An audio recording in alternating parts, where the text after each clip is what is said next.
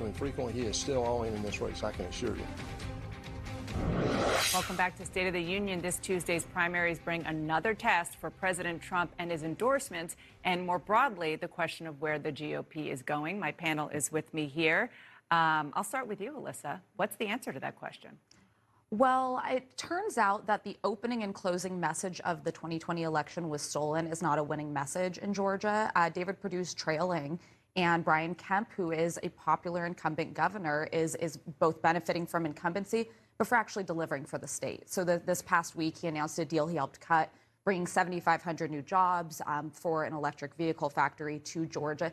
These are the kind of things Georgians care about. Donald Trump's biggest issue that he's facing is that he's making endorsements based on grievance and his own personal kind of vendettas rather than who is electable and who is going to be a good candidate and able to win in a general election. Yeah, I mean, governor's races are often about competence and likability. Kemp's been competent and he's been likable. David Perdue here, I mean, it's kind of sad. I mean, to quote a man, it's sad because, you know, Donald Trump, I think, cost him his Senate seat. And now Donald Trump has not helped him win this governor's race. And so his career is going to end with two really embarrassing losses with Donald Trump involved in it. And, you know, good for Brian Kemp, by the way, who stayed the course and showed what you can do when you have a real record to run on and you don't have to kowtow to this and you don't have to, you know, try to change yourself. Be who you are. And that authenticity, I think, has carried him in his campaign. But Trump's probably going to get one victory on Tuesday night, which is probably his biggest victory. I believe the Secretary of State in Georgia probably will go down. And the Secretary of State, as we all know, stood up to Donald Trump when others would not. So he will claim that as some type of feather in his cap. At the end of the day, Democrats absolutely love what's going on. I mean, look, in fact, I want Donald Trump to come out and tell Perdue to run as a third party. Or if you voted for Perdue, stay at home. What we're getting to what the pay-per-view money is all on. You're going to have Stacey Abrams and Raphael Warnock against Herschel Walker and Governor Kemp. All eyes will be on Georgia. And for Democrats, what we realize, and this is so simple, Dana, all Democrats have to do is win every single state that Joe Biden won, and we have 52 seats. But it gets, Georgia being a priority. But it gets harder when inflation's on the rise, gas prices are on the rise. I was being facetious about the ease. Well, thank you for bringing that up. First of all, Jeff Nussbaum, welcome to the panel. I want to tell our viewers that you have a new book out, Undelivered, the Never Heard Speeches That Would Have Rewritten History. Yeah. And so because you're new, I'm going to start with the easiest question, which is the poll numbers that the president is facing. Oh, what a softball. That was such a...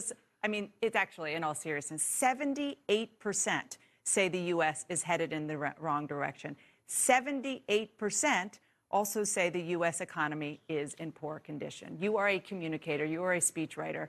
What is the way that the Democrats need to be communicating about this? Sure. Well, I'll start with someone who I mentioned in the book, the Mayor Kevin White of Boston, who once famously said, "Don't compare me to the Almighty, compare me to the alternative."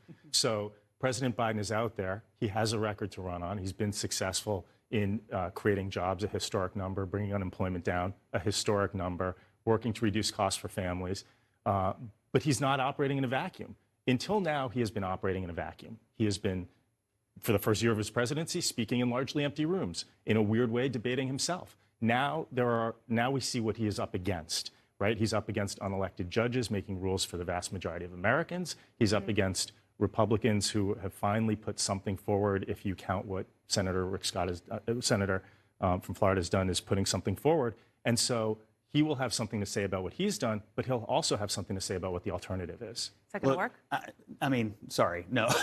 I mean, no. I mean, look, the president is where he is at 40% for a reason. I mean, look, a couple of months ago, he was out begging Venezuela and Iran for oil. Now we're begging Europe for baby formula. This is real tabletop stuff for every single American family. And I know it's a midterm and turnout's a little bit lower, but this is the kind of stuff that takes the non-political person, the infrequent voter, and they're looking around going, what happened to America? What happened to the country that I thought we were? You can feel American prestige draining every day. Right as we're on this show, there's an airlift of baby formula coming from overseas. This is not a third world country. But let me also just, I'm sorry for jumping in, but let me just also say that to your point about the denigration and how America is somewhat falling apart, I do think that these same voters, to your point about who the man in the room is still Donald Trump. And when you look at what's happening, you may laugh, but you have Donald Trump elected candidates. And that's what this midterm is going to be about. You're going to lose the governor's race. Republicans are going to lose the governor's race in Pennsylvania because of the way that Donald Trump interceded. It's going to be a closer race in Georgia because Herschel Walker is on the ballot. All of the way that Donald Trump's imprint, and you cannot forget the racism, bigotry, white supremacy, xenophobia that still is prevalent every single day in society. And I'm thinking about Buffalo. And you trace that back to what is this new Republican Party? There's a direct correlation. People see that as well. So yes, baby formula matters, but these other things matter as well. Bakari is not wrong. We actually agree there. We're going to commercial break. No, stay with us. This is the problem that the Republican Party faces right now, where they're going to get dragged down by the Trump era and by the candidates that he's brought up. We are forfeiting a governor's seat in Pennsylvania because we've put up someone who's wholly unqualified to run for it. So, but I would note that other potential 2024 candidates like Vice President Mike Pence, Mike Pompeo, have endorsed against the former president, and that's going to be an interesting dynamic to watch. Is there a new Republican Party that's stepping up that could be led by someone other than a Donald Trump? And that can defeat Joe Biden much better. And I will say to your initial question, Dana, yes, it's a communications question, yes, it's a messaging question, but the communications tail can't wag the policy dog. And so it can't change the inflation rate. Right, but what are Democrats doing? What is President Biden doing? And what he is doing is solving problems. I mean, you say it's terrible that this flight of baby formula is coming in, but that's something the president is doing in response to a market failure. And so right now, we don't get a lot of coverage for it. He doesn't get a lot of coverage for it, but he's working to reduce concentration in things like the baby formula industry or meat packing, which is driving up meat prices for families. So he is working to do the job. And at a certain point, you got to tell people what you're doing and contrast it to what the others want to do. Gas is over $4 a gallon. It may be $5 or $6 a gallon. Yeah, where are you, Scott? People look. I thought we were on baby formula, Scott.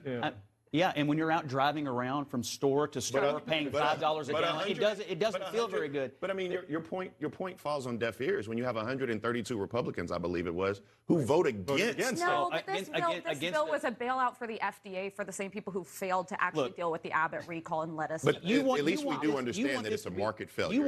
It's not a Joe Biden failure. I'm sorry. You want this to be about Donald Trump. You want this to be that the house is on fire and Joe Biden's out here with a tiny fire extinguisher. Look, at the end of the day, midterms are about a referendum on the current state of the party in power.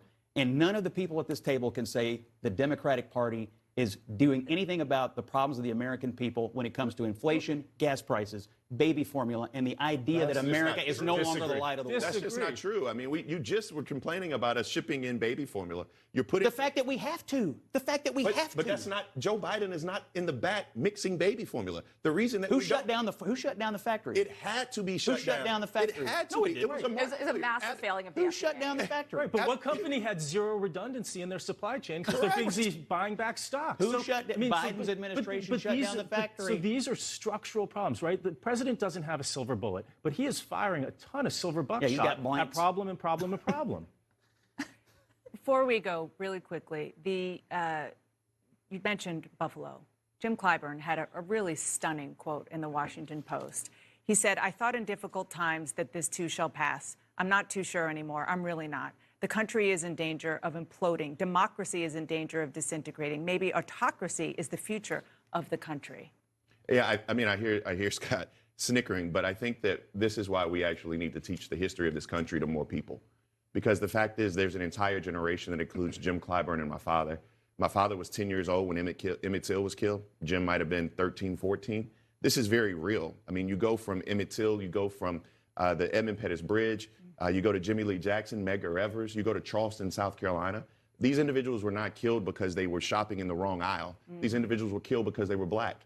And I know that we're rapping, but I was just simply saying that there's this entire environment that started by Tucker Carlson, the right wing, that ferments this type of hate. And I agree. And one thing I will say, in the book, I have Kennedy's final undelivered speech. And one of the things he says is, not everyone's going to talk sense, but when too many people listen to nonsense, it can undercut America's security. That's an important place to end. We're going to talk more about this the next time. Thank you for talking about that. What was it like